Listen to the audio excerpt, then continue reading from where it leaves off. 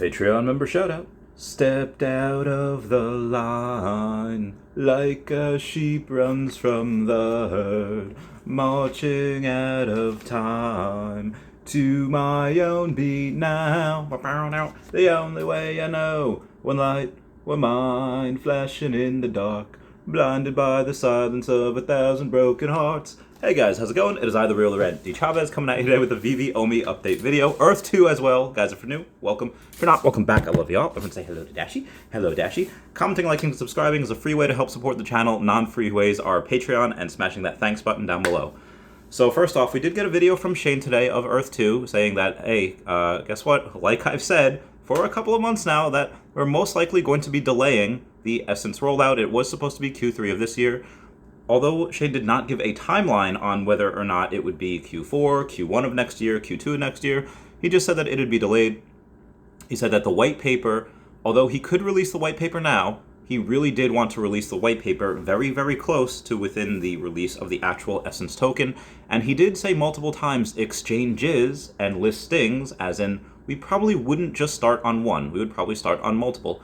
Binance is obviously the front runner right now because we did get somebody from Binance, so it would make sense that they are one of the first, if not the first, exchanges that we have. But again, I'm pretty sure it's going to be them in conjunction with a couple of other things.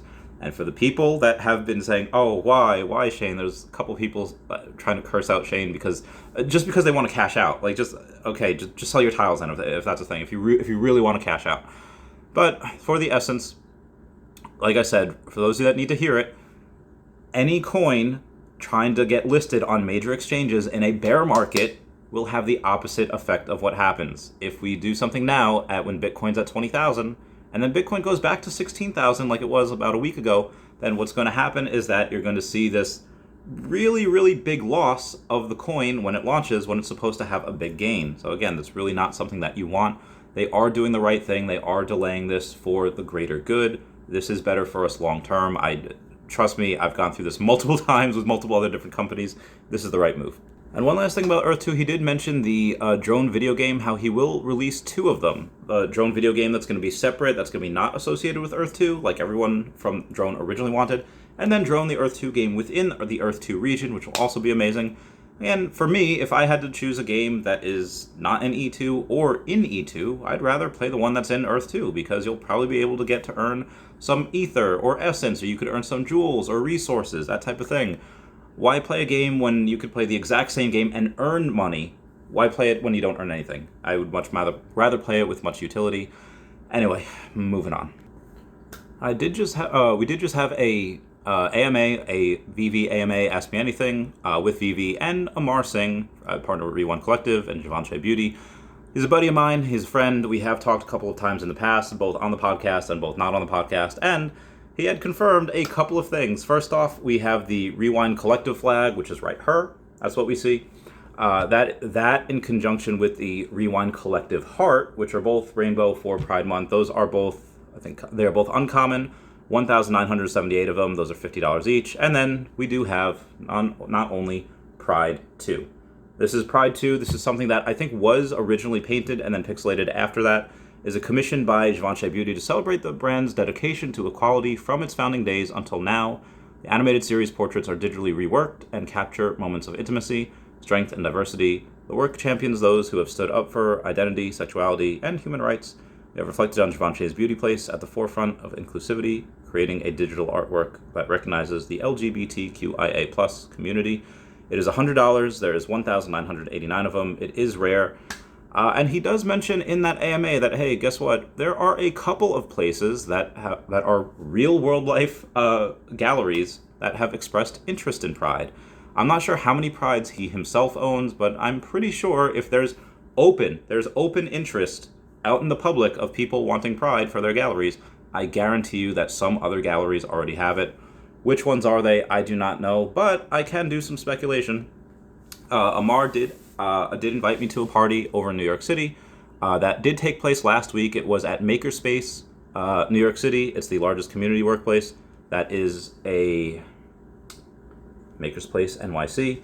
And what happens with that is that the owner of the place has decided to get into NFTs most of what the artwork that was shown at that party did happen to have NFTs. Obviously, Givenchy and Rewind were over there. You see a bunch of the Amar Singh stuff, and a lot more in the future. That's the way art is going. These art gallerists are a lot more, how should I say this? They are a lot more accepting of what the future is, and you either, try to fight against it, in which case you won't last through the end of the decade, or you embrace it, and then you get a leg up on your competitors.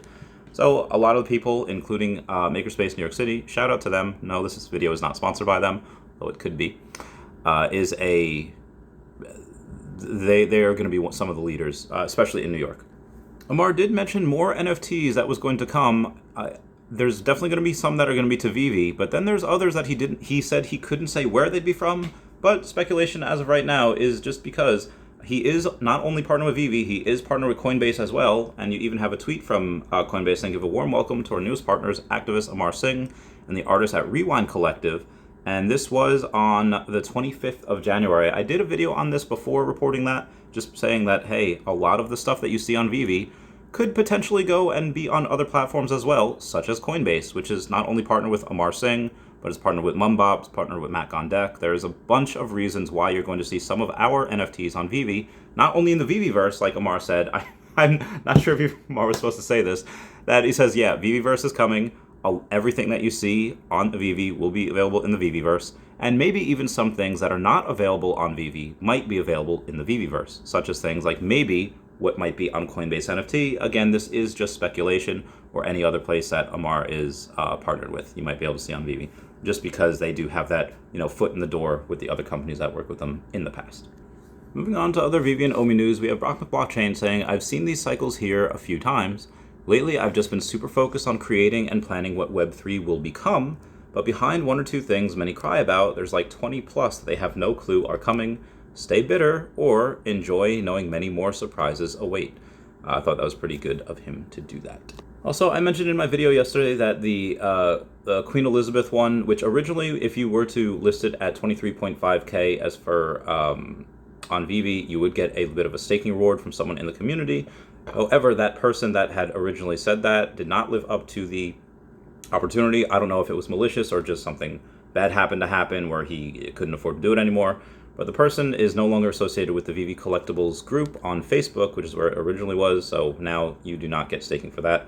I do believe SquidCat, or @MikeCat with 2 T's, number 4, on Twitter is still doing something with the Golden Dragon. Comment down below for that, Mike. We do have a tweet from Binance saying, "When people say they don't like something, but they can't stop talking about it, you know it's good." Earth 2, Veve Collectibles, anybody? Dr. Profit retweets this saying, "This is a tweet from Binance CEO. It makes a brilliant point, totally applicable to Veve. Maybe I should enjoy the Veve FUD," and then tags me and a couple of other people as well.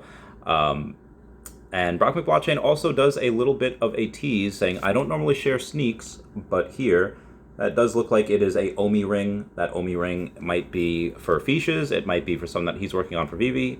Not 100% sure, but there are a lot of catalysts to come." Foster Hill just puts out a video and letting you know how to cash out. He has done the cash out. Again, you can cash out to a couple of different things. Definitely go watch that video. Very, very bullish. So just to make this clear, if you back in the day, all of last year, and I think part of this year, you could originally take your Omi from the exchange and you could send it to your wallet, to your Veve wallet, I should say. Your Veve app, I should say more specifically. You do have an Omi wallet in your Veve app. And what you used to be able to do is take it from an exchange and put it there automatically. Easy, no gas. Now, because the exchanges are layer 1 and the Omi wallet on the app is layer 2, you do have to do a bridging system. If you do not do that bridging system, Omi will go to the app, but it's going to be in this weird limbo place. You won't see it in your wallet. You're going to have to put in a ticket. They're going to have to ask you to send them Ethereum for the gas fees to send it back to your original wallet. Then you'd have to go pay the gas fees again, put it to the bridge, and then bridge it over to layer 2, and then put it on that on your Omi wallet on that app. So again, just letting you guys know, if you're going to put Omi from the exchanges onto your Omi wallet in the Veve app, you do have to bridge it first.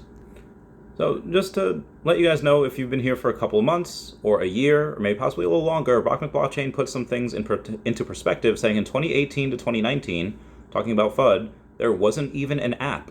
So if people fail to see that MTL is just a process and involves much more than just Veve and are just raging, imagine not even having an app to point to and go, see, look at the app. FUD back then, again, referring to 2018, 2019, made a little more sense, but regardless, the app happened. MTL is going to happen as well. Moving on. Reverend Alex G tweets that if you're in the US and you have Cinemark, that is how you spell it, Cinemark, the theaters app, you may want to try it, where you go and enter a chance for that Thor NFT. We do have that poster that is on the market right now. A couple of people got it this morning. It's just if you want to try to get it, it's like one of those enter each day to try to win. Blockworks, remember this company, Blockworks, they posted that eBay filed for several NFT-related trademarks, including NFT exchanges, NFT trading, and issuance of NFTs. This does come from my conduit saying eBay Inc. is coming to the Metaverse. On June 23rd, the company filed trademarks indicating plans for this. It says, and I quote, downloadable virtual goods, namely non-fungible assets, downloadable computer software for managing and verifying non-fungible token NFT transactions on a blockchain, computer programs, and computer software for use in electronically creating, trading, storing, sending, receiving, accepting, and transmitting crypto collectibles and non-fungible tokens, managing digital transactions and data authentication via blockchain technology, non-fungible tokens used with blockchain technology, downloadable electronic data files authenticated by non-fungible tokens, so on and so forth. It basically just says that they are getting into that metaverse, so shout out to eBay for doing that as well. Staying with the times, good for you. So I know I say sometimes that if you have a really good mint number, some people would be willing to pay for it, and that is true. However, if you field some of the best offers and you continually say that, no, I'm holding out for something better, and nothing better happens, you are probably better off taking that best offer, because even if someone offers you, let's say, 8K for something, and then you say, well, you're not going to take that because you're waiting for 10K or 20K, whatever it is, be advised this did happen with a Stitch. I won't exactly say who or what it is, but it was wasn't a random number, it was a special mint number for Stitch, as in Lilo and Stitch, and that person did not take the best offer. Now is decided to list it for less than what it was worth. You could probably go to the Stitch Secret Rares and see which one I'm talking about. But anyway, sometimes it's really better to have that bird in the hand. So moving on. Somebody on the Twitter says, I got one for you, talking to Dr. Profit about a bet, saying, once KYC is rolled out, there's no way Veve has 2 million actual people using this platform. The 2 million active users number was inaccurately used by the team for investment and client-making purposes. And just so you know, Dr. Profit responds, no, not incorrectly used. Veve uses the standard that every mobile app uses. Let me repeat for those in the back. Every single mobile app uses this as the standard to track how many people are using the platform. He says, I believe it's at least 1 hour usage per month that qualifies as a monthly user. Also, Sensor Tower confirms Veve numbers. Next FUD, please. Thank you, Dr. Profit, for fighting that FUD. Be advised that the payout fees for cash out is about 10% of the gross withdrawal. For example, someone requesting 1,000 gems, 10% will be deducted as a payout fee, meaning that user will receive equivalent of 900 gems. In addition, the following fees do apply. For US users where possible, payments sent by ACH or ACH transfers. Users not eligible for ACH payments or users outside the US, payout will be able to wire a USD 1.5. Wires usually take like either $30, $15, so it's not too much. You may also be charged fees by receiving bank, including foreign exchange rate and conversion fees and all that jazz. So even though Veve just charges you 10%, you will have other fees on top of that, depending on where you bank. We have Ray Fixie going on Twitter and saying, I've been quiet on Pride for a while because everyone thinks I favored it more than any other NFT on Veve Official. I wouldn't blame him if he had. Saying, but the truth is, Pride is very big. I knew this the moment it dropped on Veve and when it was selling for 200 gems. It's only a matter of time. This is a $50,000 minimum NFT. We'll be very excited to see that. Well, anyway, guys, that's it for me. Everyone, please check out at HeyDavidOn and at KingMavsForever over on Twitter, Standoff Chart and King Mavs over on the Veve app, Kobe Clarkson, OmiPlayer1 over on the YouTube, Raythex at ETH domain name, Kyle Willson, Wendy Stibalis, Puddin' Cheeks, Veve Las Vegas, Taps Trades, Mars Davis, Legacy Bermuda, Sodipop Media, Veve Darklink, Meta Lemon, and Veve Vibes, all on the YouTube, at Nomad with Guitar, at Wet Wizard Veve, and Gary O at 1234CA3, all on the Twitter. Everyone say bye-bye to Dashi. Bye-bye, Dashi, and look at my shirt. Meow, meow, meow, meow, meow.